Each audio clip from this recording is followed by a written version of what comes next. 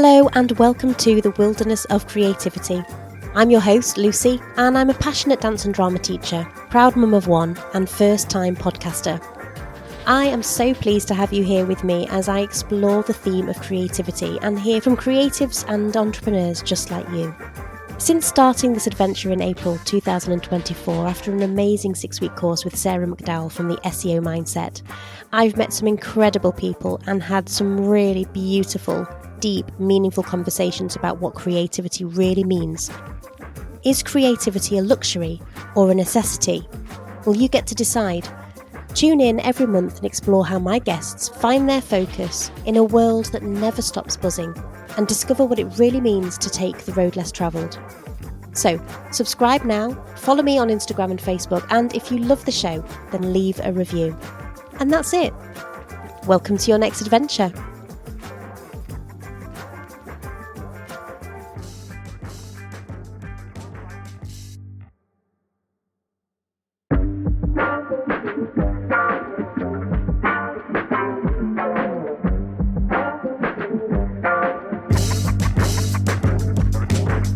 Hello and welcome to another episode of the Wilderness of Creativity. I'm your host Lucy, and today I am speaking to Elizabeth Lambert. Elizabeth has a keen eye for curating exhibitions that not only showcase incredible artwork but also delve into the stories behind them through extensive research and development. As the co-founder of Brew Projects alongside artist and curator Laura Mabbott, Elizabeth is dedicated to collaborating with communities and arts professionals to craft innovative, site-specific experiences that are accessible to everyone. In today's conversation, we explore the vital role of mentorship for emerging artists in the creative industry, hear about transformative projects that have shaped Elizabeth's career so far, and discuss the nuances of navigating funding applications to create art that welcomes all. So, grab your headphones and get ready for an inspiring chat. And don't forget to share your thoughts with us after the episode. Hit follow and connect with us on social media. Right, let's get to the episode. First of all, do you want to start with telling our listeners who you are and what you do? So my name is Elizabeth Lambert and I am an artist, curator, sometimes writer, producer, and I work in the arts sector. That can sometimes mean working in museums, art galleries, freelancing.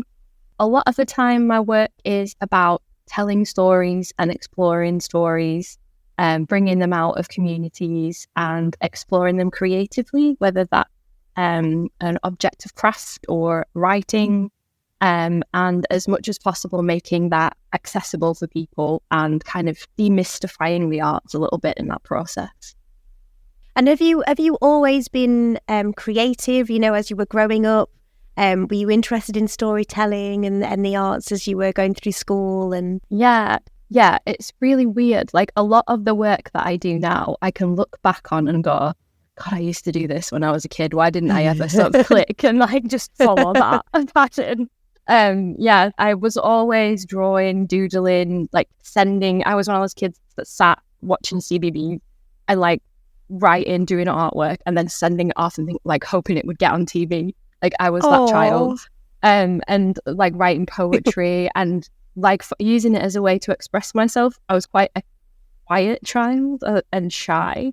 So I was always kind of using that as a way to kind of bring colour and creativity into my world and I loved stories, and I was really lucky as a kid because my mum was really encouraging of letting us, travel to go to libraries and museums, and she would sit us in front of the TV and let us watch really cool films. So I credit her a lot with my crazy imagination because it came from all these worlds that she helped me unlock. So, yeah. Oh, I love that.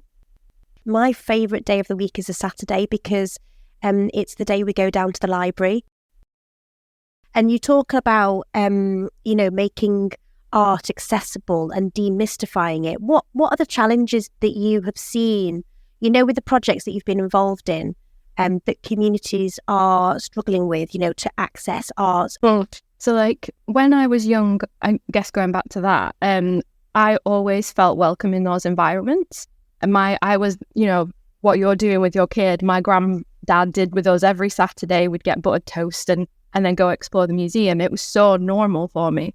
And so the objects there felt like they were not mine, but like they were ours as a community, as a family, as people that entered that space. And so it wasn't until I was much older when I was like, to my friends as a teenager, do you want to go to the museum? And they were like, why would we want to go in there? And that I kind of saw a disconnect of that. And then much older after university, when I was working in these spaces, I kind of saw that again and was seeing how people moved around the spaces. So even looking at the artwork and feeling like those objects weren't connected to them. And then when I worked, I started working in an exhibitions team in a craft centre, and it was beautiful objects that could be that were made by hand, and you could really see the presence of somebody's hand in those objects, whether it was basketry or glass or ceramic, and people wanted to touch them. And it was so sad as an invigilator, being that person was like, you can't touch them. And they would be really beautiful, expensive pieces of artwork, so I really understand why they couldn't be touched.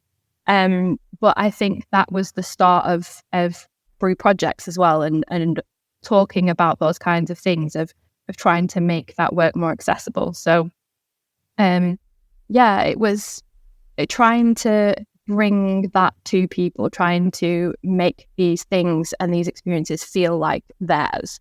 And even like when children would come in the galleries, for example, they would scream or laugh at something really silly on the wall, like an artwork that was ridiculous. And the parents were like, shh, you just need to be quiet in this space.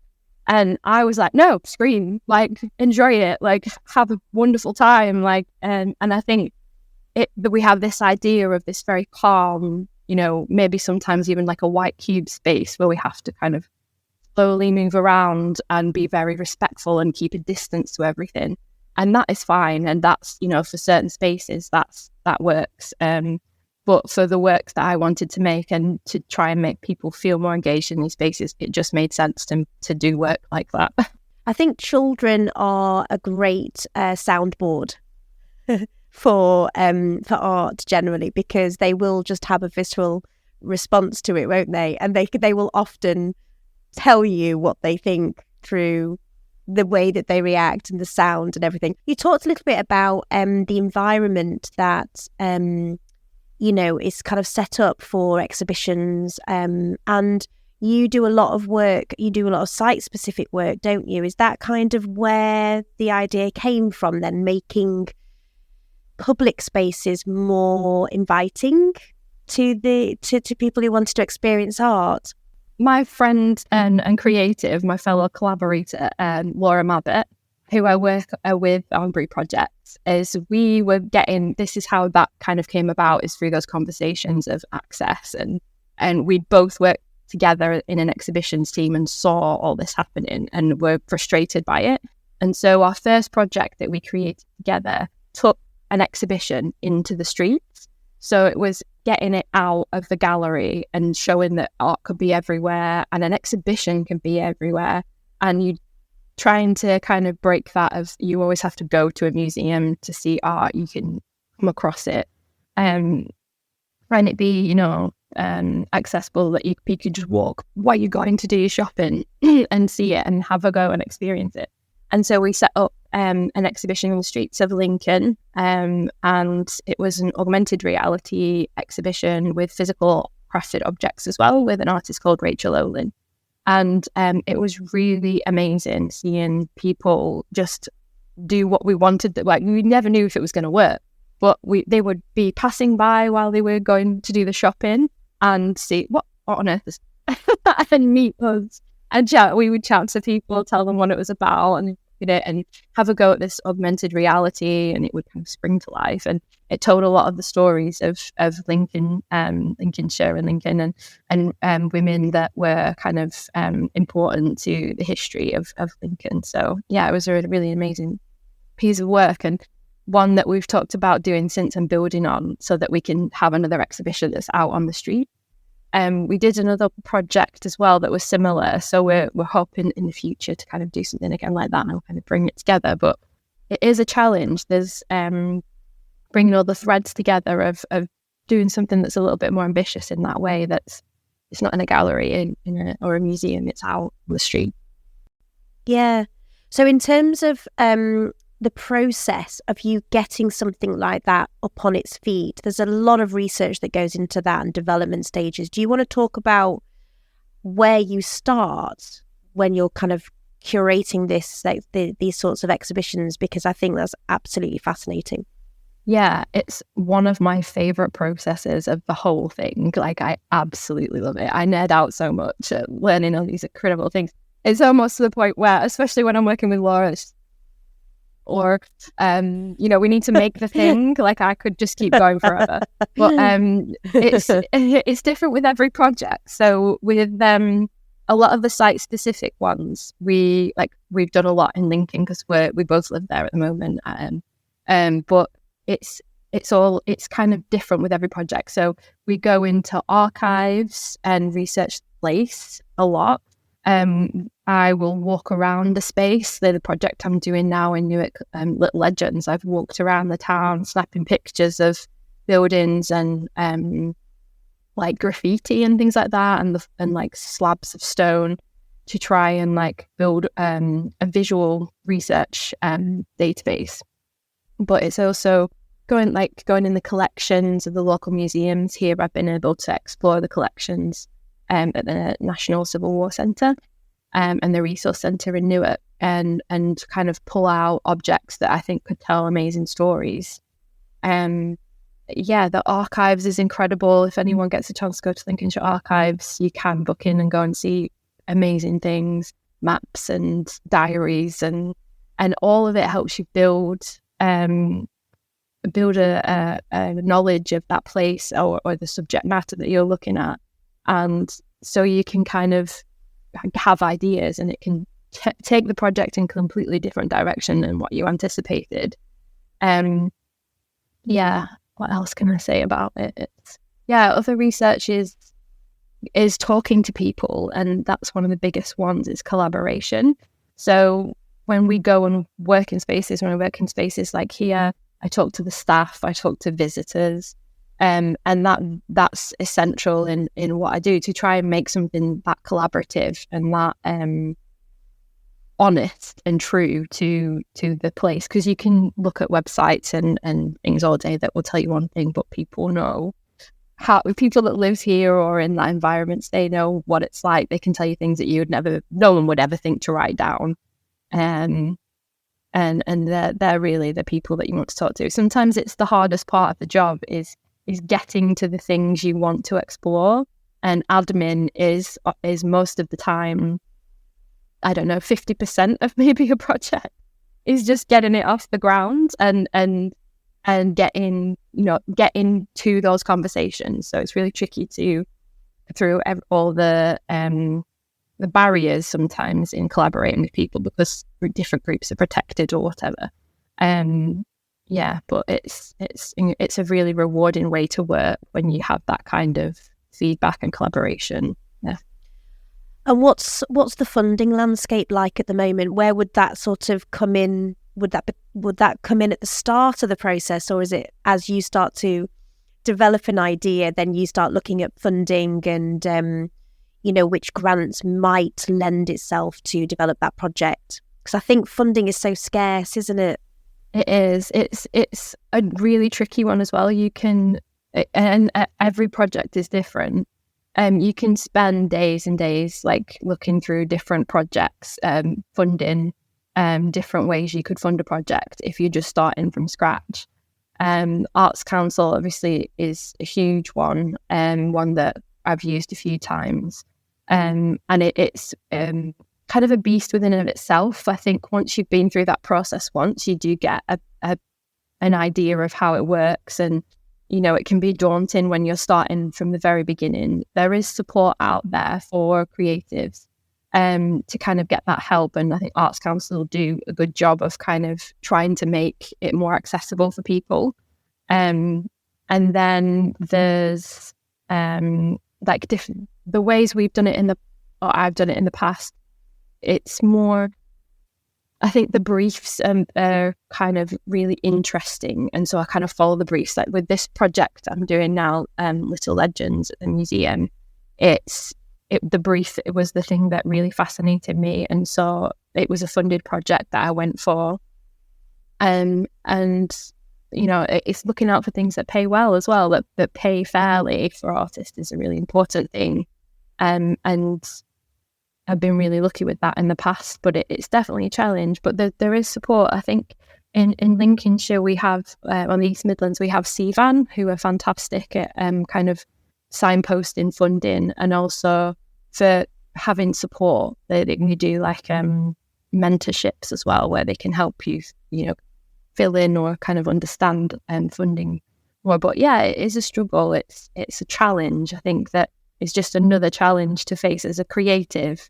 It's one of those things that you can kind of get creative with in the same time, and you're doing it along with everything else. But I think a lot of artists don't have that. It's a struggle because sometimes you're more creative than you are good at filling in forms and having that mind of writing.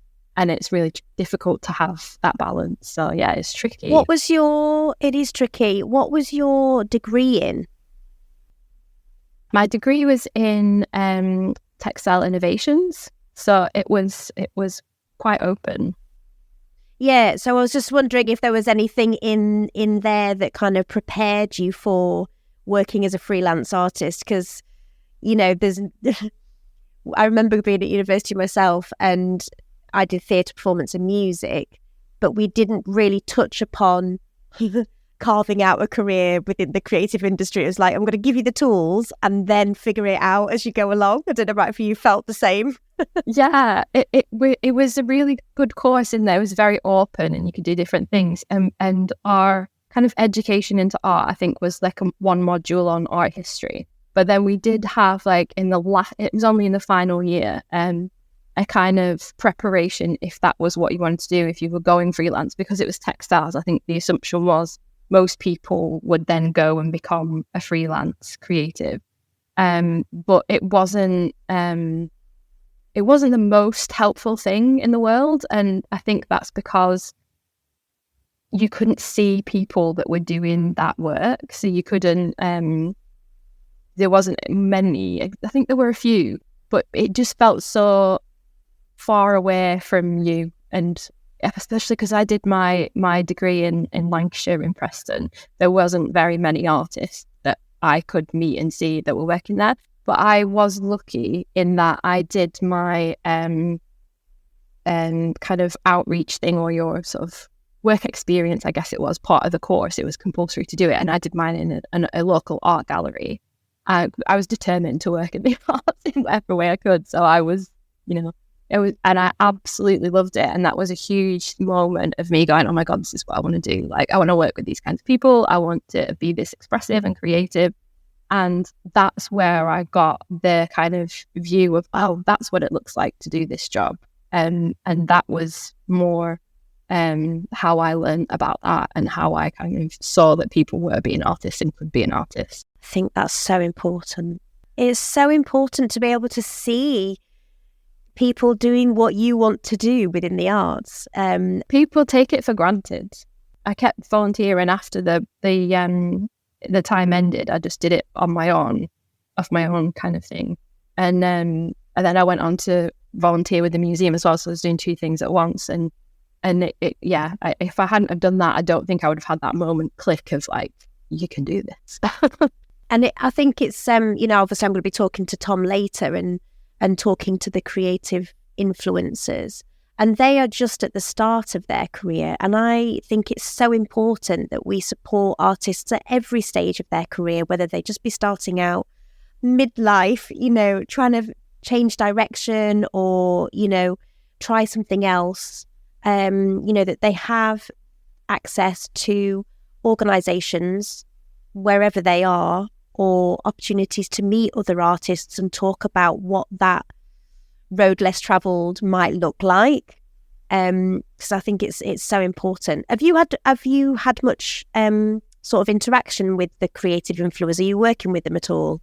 I'm working with them this afternoon, which is really exciting. Oh, are you? Yeah, I haven't worked with them yet, but this afternoon, yeah, I'm going to be running a manifesto writing workshop. So they're going to build a series of texts around like rules and values that they want to develop for their group.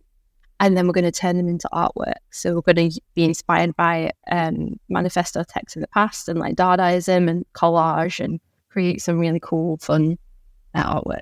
I'm sure there are, but are there any projects that have really changed you personally and as an artist? Yes, definitely. Yes, there's one that will always be incredibly special to me. And it was a place that I worked at a few years ago called Mansions of the Future. And it was an arts venue in Lincoln, which was a 3-year project and I came in it about halfway through. And it was absolutely wonderful. It was everything I ever hoped an arts venue could be. And I was so sad when it closed. But it was just something that was so unique. It was a kind place to work, first and foremost. It was an innovative, creative arts space that commissioned artworks for the city, but did all sorts of other things that were very community based alongside it. So it would host like artist lunches where an artist would come in and cook for people and talk about their art whilst we were all sharing these wonderful meals. They had an open door policy in terms of like the building itself, and so we could I was responsible for kind of booking in that and helping people use the spaces in the building so people could come in and take over them.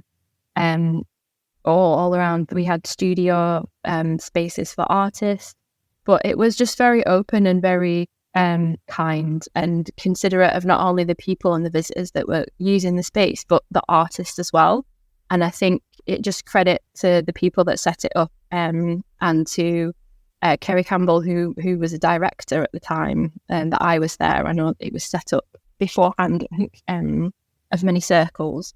And it was thought of and the ideas behind it were considered in the very creation of it. And so it was very artist led from the beginning. So it was very social enterprise, and I'm so sad it closed. But for that short time that it was there, it was really brilliant, and it just kind of influenced a lot of my work and how I wanted to work in the future, of being very open and considerate and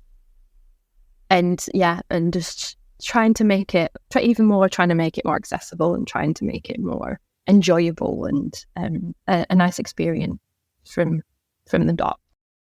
What's coming through really strongly there is that your work is so intrinsically aligned with your values. And as you've gone through your career so far, you're making sure that everything aligns. And I think sometimes, certainly when I was freelance a long time ago, I found that at certain times of the year, I couldn't pick and choose. I had to go where the work was. So I moved around a lot. I was in Lincoln for a little while. And you just kind of move around and go where the projects are. Whereas it sounds to me like you've kind of created that place and that space for yourself. And it's continuing to grow and develop in a really sort of nourishing and nurturing way. It sounds amazing. So tell me a little bit more about another project that you've been involved in.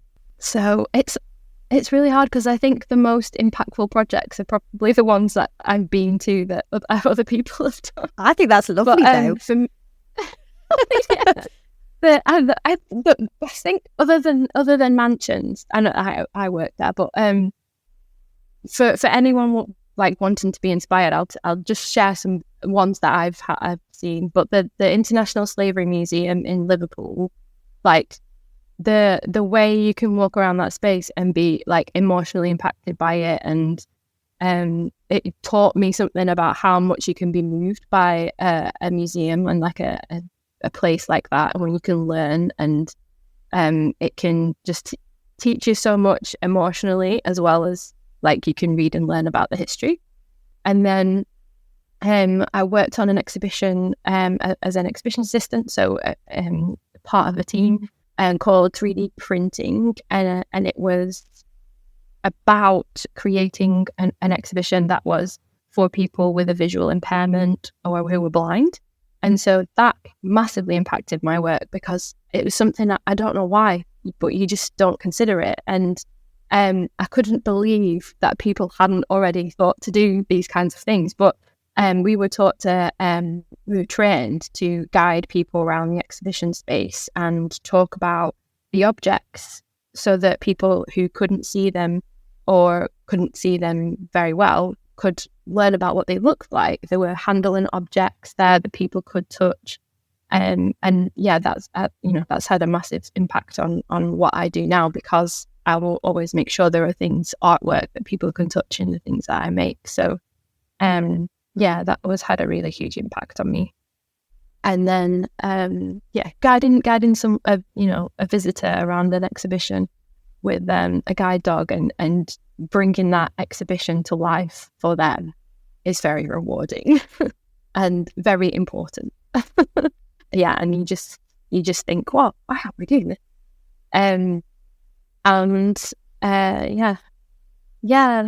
It's you start to go down that route and realize how inaccessible places are, and there's many reasons why they can't be, and maybe that people haven't thought about yet, but also maybe there are other reasons. But yeah, it's good that we can do it where we can.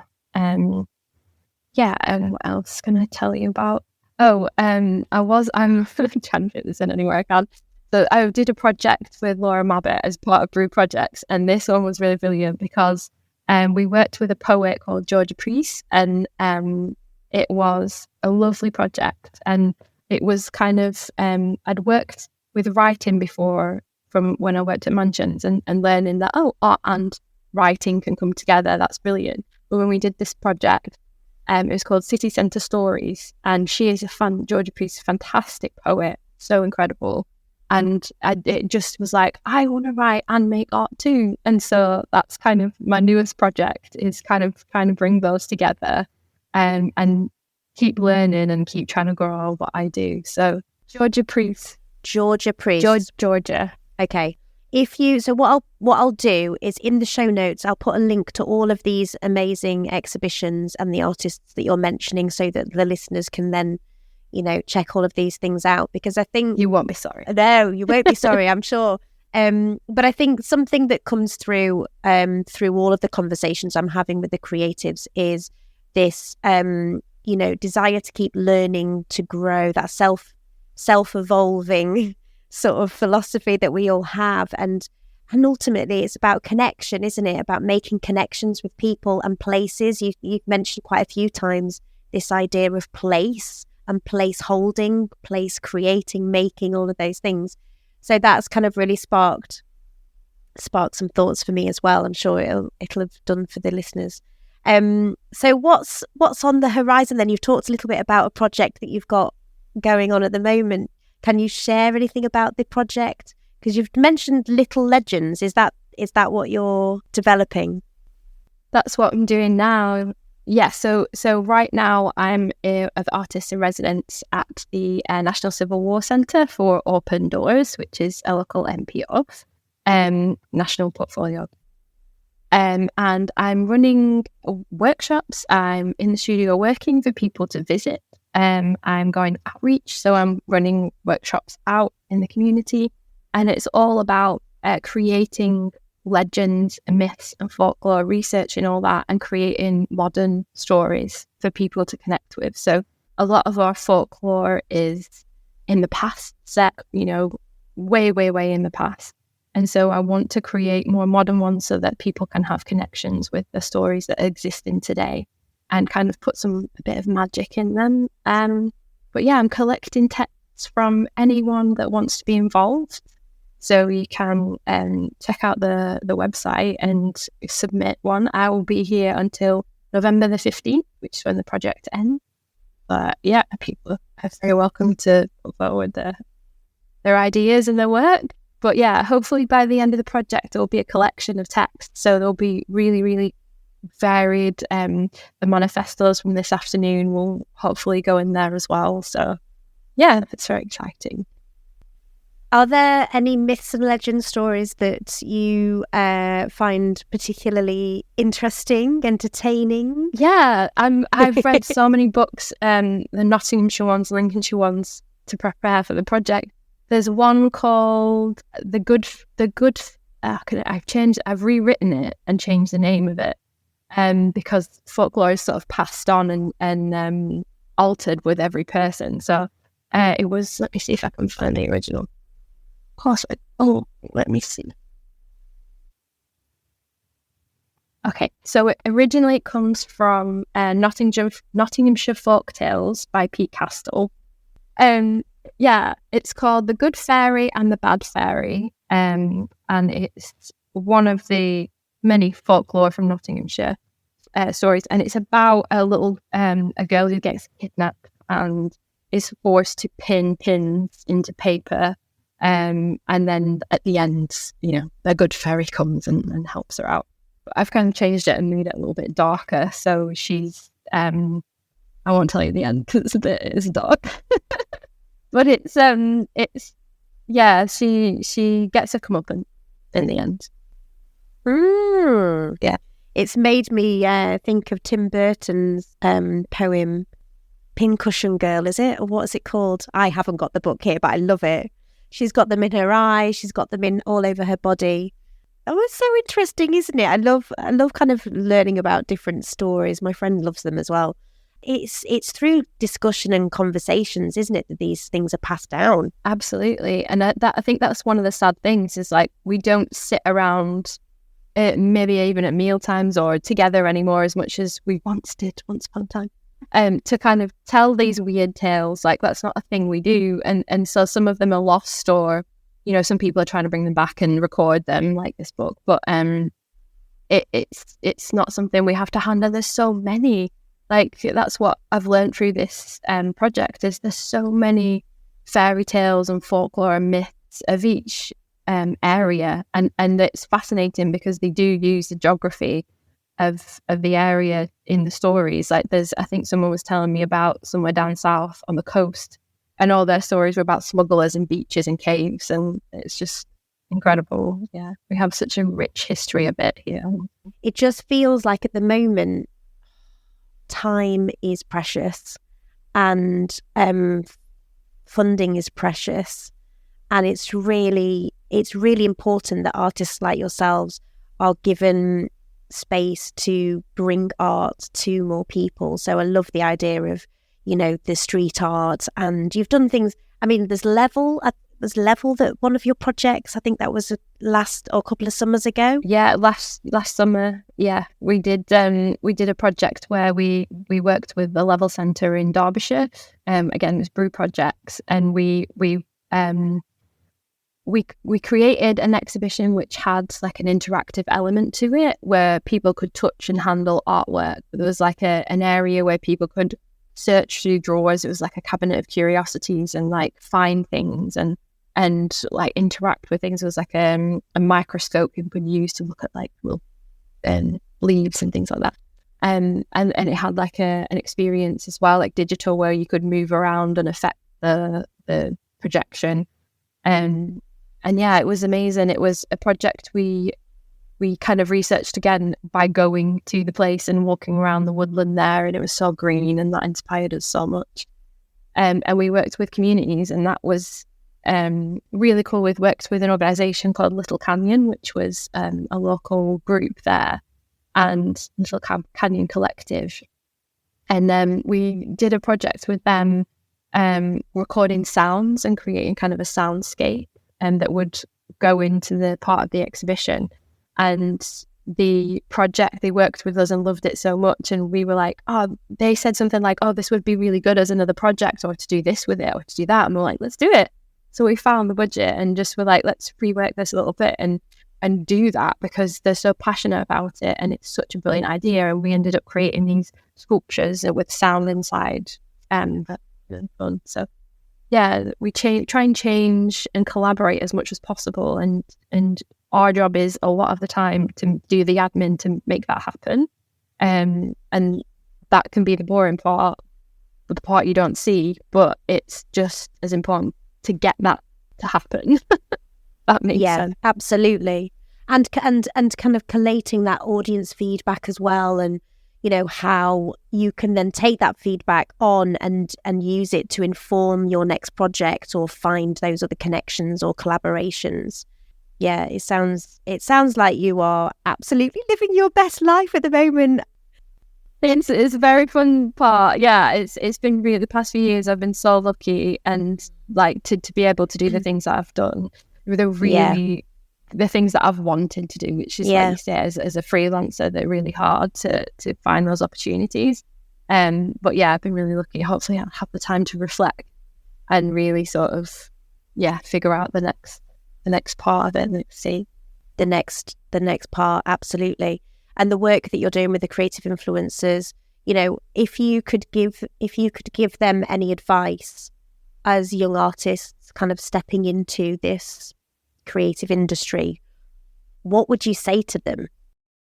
My biggest thing is, or as I say to young people that I work with, is don't be afraid to make your life or your career or your job to look like what you want it to look like. Whatever it is and however it is you want to make. Maybe you only do it once a month, or you're taking time out to kind of rethink everything. Because I think there's a lot of creatives out there that feel like they're not an artist, or they're not doing the thing that they love, and they're not an artist then, and they're not a creative or something.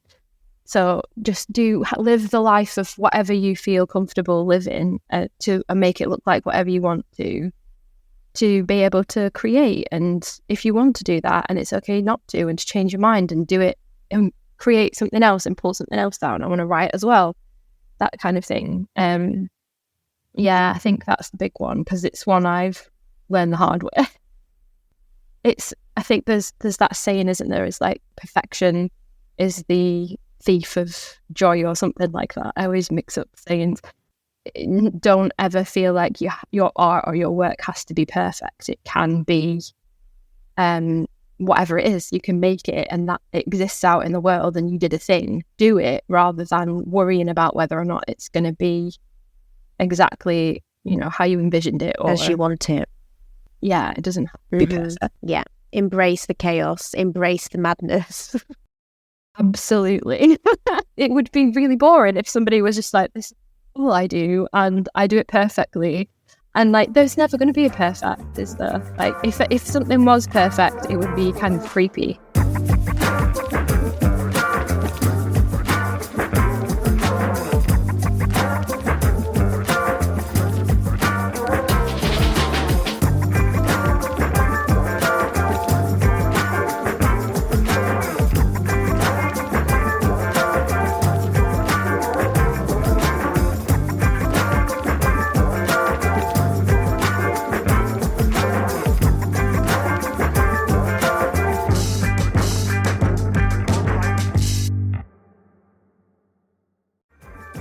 Hello, Lucy here. I'd love for you to help spread the word. There are several ways that you can do this. 1, you can subscribe to the podcast on your favourite platform, which will ensure that you never miss an episode. 2, you could share it with your friends, your family, your colleagues who might be inspired by the stories that we're sharing. 3, your reviews and ratings are incredibly important. They help new listeners discover the podcast, and they give me valuable feedback on how I can improve. So, please take a moment to leave a review. Your support is what makes this possible. I'm on a mission to inspire, motivate, and empower fellow creatives to take the road less travelled, and I am so grateful to have you along on this journey with me. Until next time, stay wild.